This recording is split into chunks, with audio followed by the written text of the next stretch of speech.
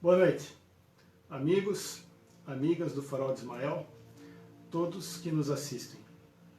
Vamos dar início à nossa preparação que ocorre todas as terças-feiras, antes do passe, lá no Salão do Farol. Estejamos todos mentalizados no Farol. Eu vou iniciar a nossa conversa hoje falando sobre os beneditinos. Mas não é sobre a colônia espiritual dos beneditinos, a qual o Farol é afiliado. É sobre os beneditinos do século VI.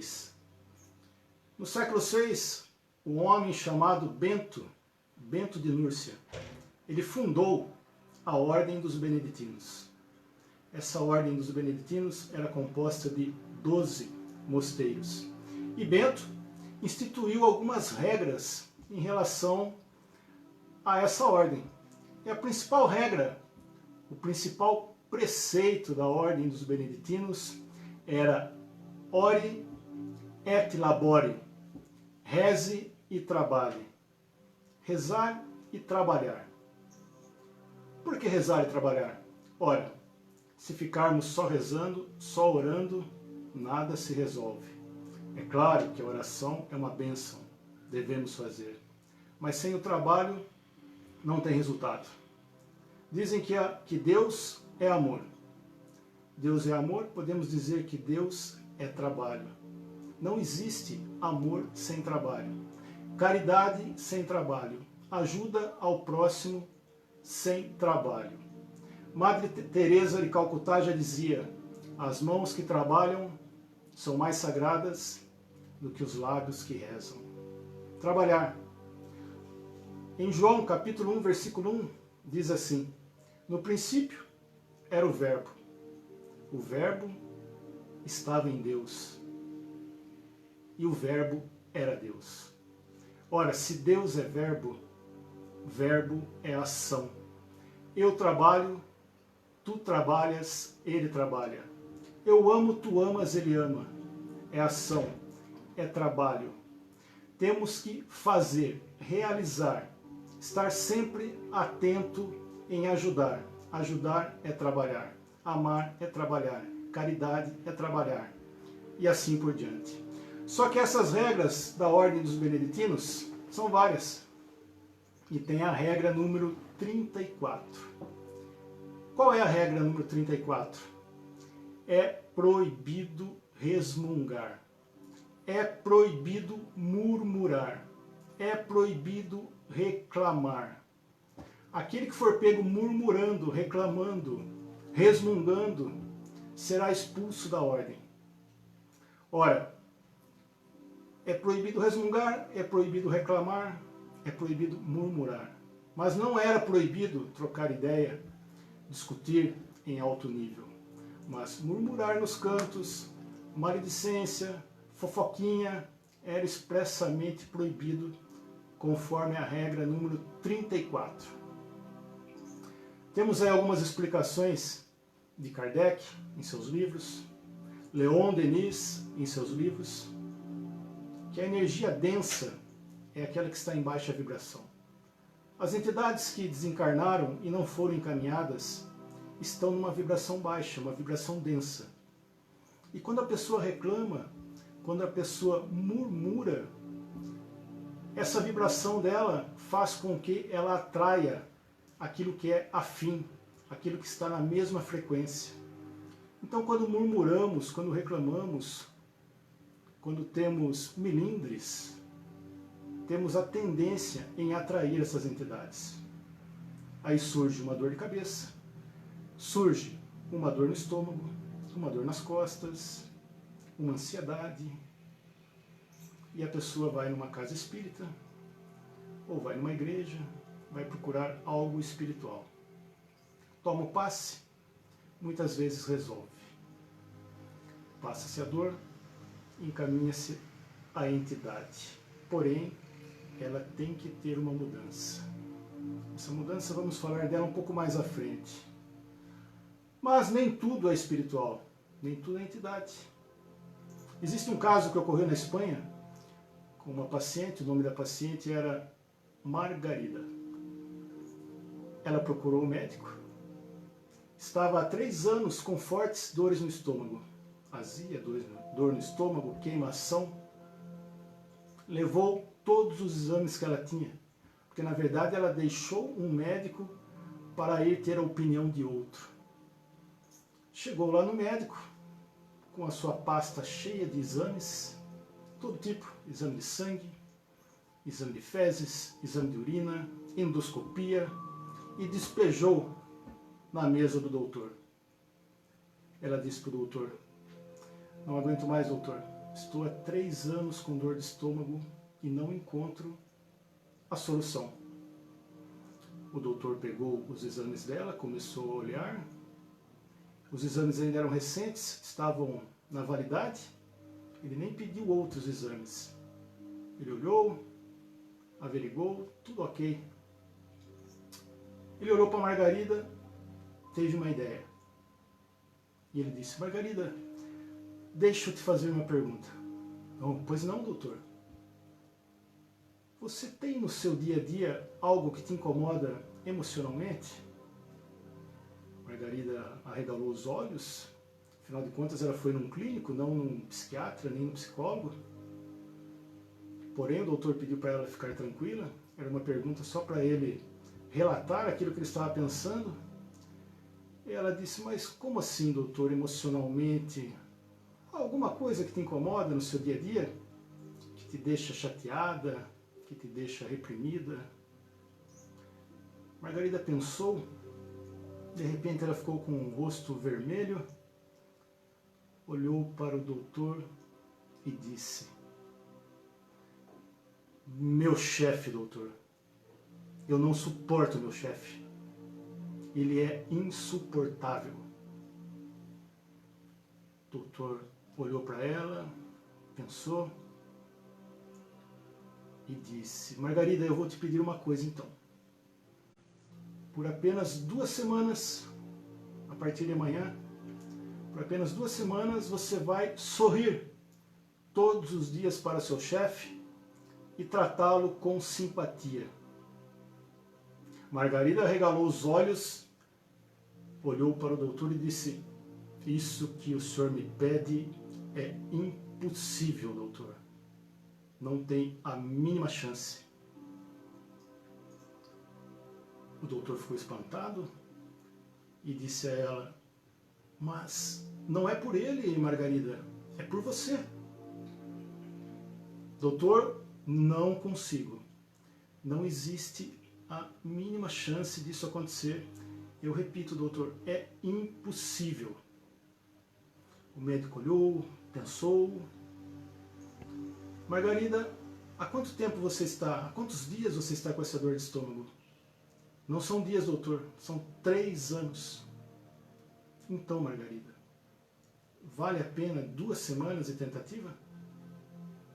Essa experiência de sorrir para ele todos os dias e tratá-lo com simpatia? Doutor, não sei se eu consigo.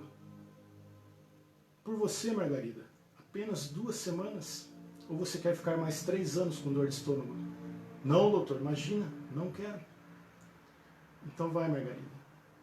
Vá, tente. Mas eu acho que eu não consigo, doutor. Finja, Margarida.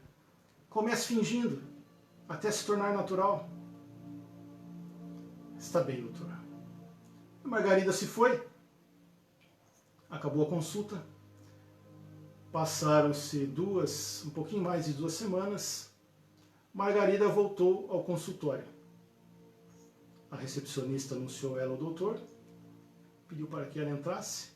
Ela abriu a porta, sorriu para o doutor e falou: doutor, o primeiro dia eu precisei trabalhar todos os músculos do meu corpo para conseguir sorrir.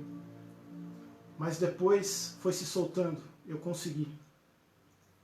O meu estômago já não está mais doendo. O doutor olhou, sorriu. Que bom, Margarida. A Margarida olhou para ele e falou: vou indicar todos os funcionários do departamento para o senhor. E assim foi. Um problema emocional que se somatiza no físico e tem essas reações. Reações de dor, reações de desconforto. Então a importância de cuidar do nosso emocional é imprescindível.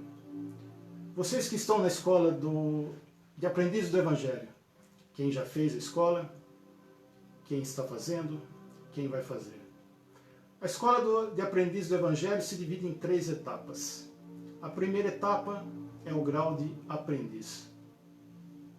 Nesse grau de aprendiz, todos os alunos eles devem aprender a dominar as baixas emoções, os baixos instintos. Dominar as emoções. O grau de aprendiz, o intuito dele é esse: dominar suas emoções, seus baixos instintos, seus baixos impulsos. Quando você começa a dominar essas emoções, do lado esquerdo do seu corpo, abaixo da cintura, começa a despertar uma energia que vai subir, serpenteando o seu corpo, a sua coluna, e vai terminar do lado direito do cérebro. Essa energia, os indianos, os yogas, dão o nome de Ida. Ela vai despertar alguns chakras que vai ajudar o fortalecimento desse controle, dessas baixas emoções, desses baixos impulsos. Controladas as emoções, controlados os impulsos, o segundo grau da escola de aprendizes é o grau de servidor. Nesse grau de servidor, o aluno, o adepto, ele vai aprender a controlar a mente, controlar todos os seus pensamentos, ser realmente o senhor da sua mente. Controlando a mente, a energia que vai despertar é a que começa do lado direito do corpo, abaixo da cintura, e vai subir, serpenteando até o lado esquerdo do cérebro. Essa energia se chama Pingala. A energia Ida, para controlar as emoções, é a parte negativa, passiva, feminina. A energia Pingala, para controlar a mente, a parte positiva, ativa, masculina. As duas sobem serpenteando. Atingindo esses 2 graus, o aluno vai para o 3º grau, o grau de discípulo. Nesse grau é onde se dá a elevação espiritual. A energia que sobe é em linha reta pela coluna. Essa energia se chama Sushuma, energia espiritual. É claro que 99% dos alunos, o despertar dessas energias ocorre de forma inconsciente. Mas só na escola de aprendizes do Evangelho existe isso? Não, em todas as escolas e instituições existe algo parecido. Escolas com outro nome, com outro formato, mas para esse despertar. Mas só quem está na escola consegue despertar essas energias? Também não. Aqueles que se dedicam na sua conduta, no seu dia a dia, têm o despertar dessas energias. Essa energia espiritual que se desperta, ela tem que ser sentida. Ela tem que ser sentida e só será despertada depois que o emocional e o mental estiverem equilibrados, estiverem sob controle. Então, não se pode parar no nível do intelecto. No nível do intelecto, não se chega à elevação espiritual. Intelecto filtra pela razão e chega no sentimento. Esse sentimento não é o sentimento da emoção baixa ou do baixo instinto. É o sentimento do cardíaco, do coração. Tem que sentir. Sentiu dessa forma, a energia espiritual vai se elevar. E é claro que, para se manter isso, é a vigilância constante. Voltamos lá nas regras de Bento. Por que o nome é regra? Regra vem do latim regula, que significa régua. Régua de regra. Toda régua existe uma medida. E essa medida é em linha reta. Ou seja, se mantém numa conduta reta. Essa conduta é o que vai fazer com que essas energias continuem ativas. E isso independe de religião. Isso é natural. Isso é da natureza, é espiritual. É da espiritualidade. Essa espiritualidade que comanda essa evolução. Quando existe o nome religião, às vezes há confusão. A religião, do latim religio, que significa respeito ao sagrado. Esse é o verdadeiro significado da palavra religião. Religião, respeito ao sagrado. Alguns dizem que religião vem do latim religare, se religar com Deus. Ninguém está desligado de Deus. Todos nós temos a centelha divina.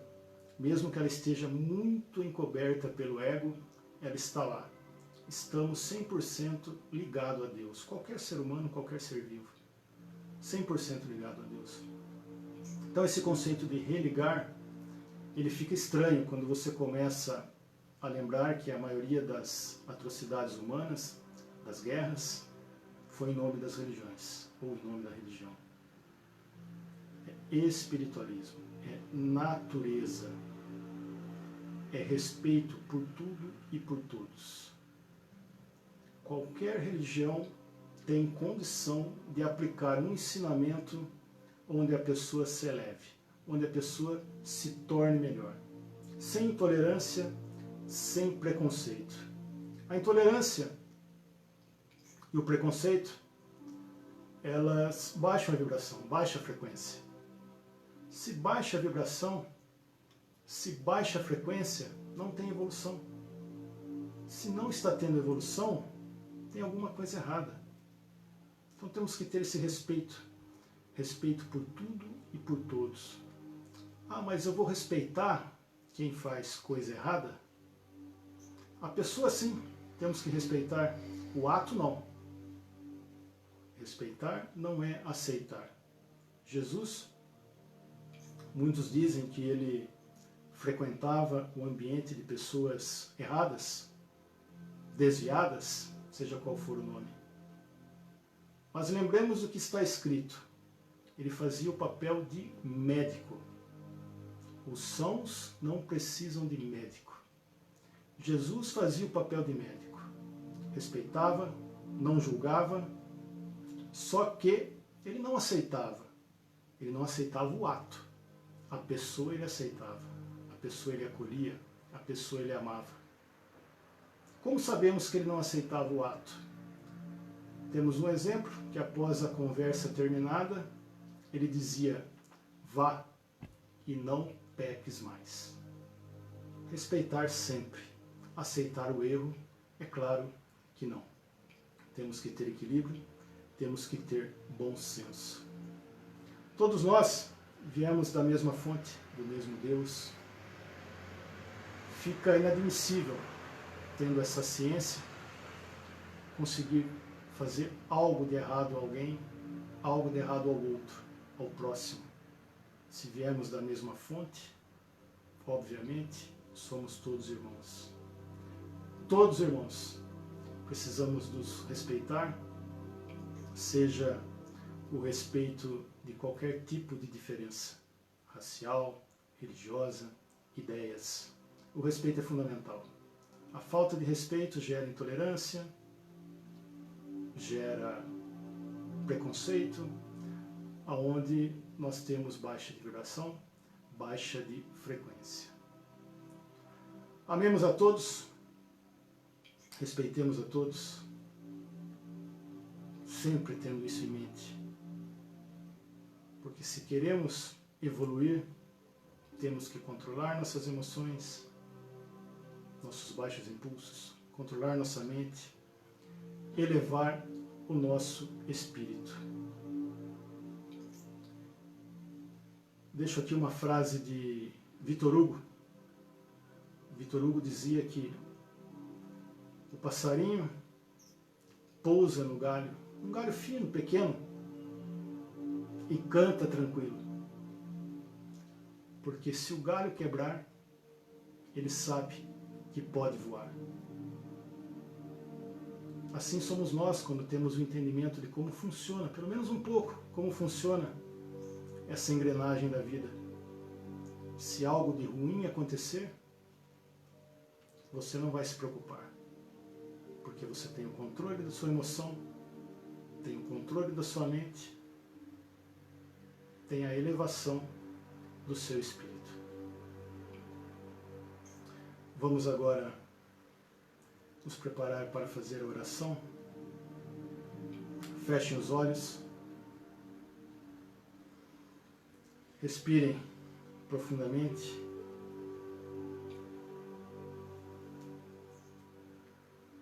Um manto de luz azul desce sobre todos. Respirando tranquilamente. Agradecemos a Deus. Agradecemos a Mãe Santíssima. Ave Maria, cheia de graça, o Senhor é convosco. Bendita sois vós entre as mulheres. Bendito é o fruto do vosso ventre, o Mestre Senhor Jesus. Santa Maria, nossa Mãe, rogai por nós, pequeninos, agora e na hora de nossa passagem. Que assim seja. Toda a honra, toda a glória aos benfeitores, a nossa gratidão ao Mestre Senhor Jesus. Toda a honra, toda a glória a Deus, nosso Pai. Nesse momento do Pai Nosso, todos receberão o seu passe. Pai nosso que estais no céu, santificado seja o vosso santo nome. Venha a nós o vosso reino, seja feita a vossa vontade, assim na terra como é no céu. O pão nosso de cada dia dai-nos hoje. Perdoa nossas dívidas, assim como perdoamos nossos devedores. E não nos deixe cairmos em tentações, mas livra-nos de todo mal, porque vosso é o reino, o poder e toda a glória, como para todos sempre. Fiquem com Deus, muita paz.